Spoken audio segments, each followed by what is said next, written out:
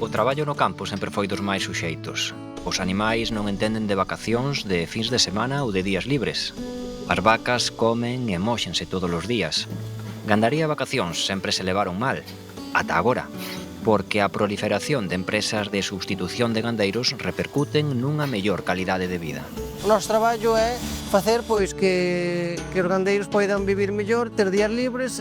Así polo menos este é xa algo de vida e a esa xente que veña a traballar, porque senón non tiñas tempo, nin vacacións, nin tempo libre. Manuel tivo a idea nun Erasmus en Francia. No país veciño puido comprobar como a figura do gandeiro sustituto estaba implantada e normalizada e non dubidou en traer ese modelo a Galicia. Entón, pois, eu pareceume unha idea moi importante para implantar aquí, xa que a man de obra xa daquela, nese momento, no 2018 e agora, pois sigue sendo un problema grandísimo. Este tipo de empresas ofrecen toda unha variedade de ofertas e servizos á medida.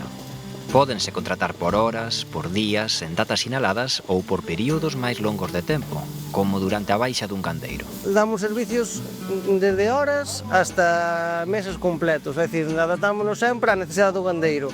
Se é unha granxa que necesita un día puntual porque vai ir a unha festa ou unha boda, fáiselle. Se é unha granxa que non necesita que lle veñamos a ordeñar, pero se que lle fagamos traballos pois de facer máis camas, sacar esterco, atender un robot, pois faise por horas, e incluso xente pois que colle unha baixa larga, pois faiselle baixas largas e adaptámonos sempre ao que o cliente necesita. Pois fechas señaladas como, por exemplo, o 24, por exemplo, hoxe, ou o día de Nadal, o 31 é o día 1, Día de Reyes, pero son fechas señaladas 15 a 16 de agosto.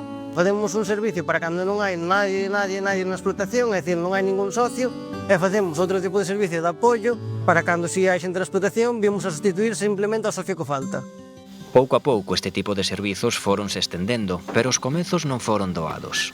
Cada granxa ten a súa propia idiosincrasia, o seu xeito particular de traballar, e a figura dun gandeiro sustituto soaba demasiado innovadora.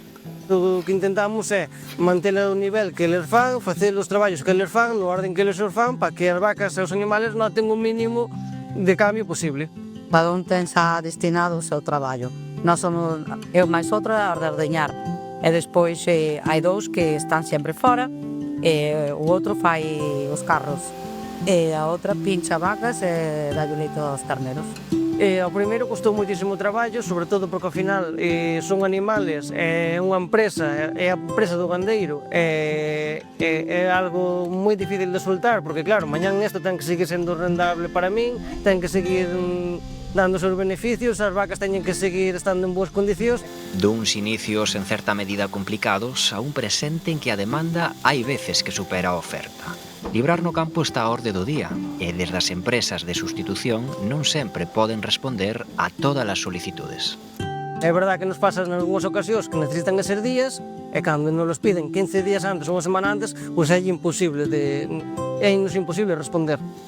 As empresas de sustitución de gandeiros tamén teñen lista de agarda porque a realidade do campo agora é outra. Ser gandeiro e ter tempo libre ou vacacións xa é posible.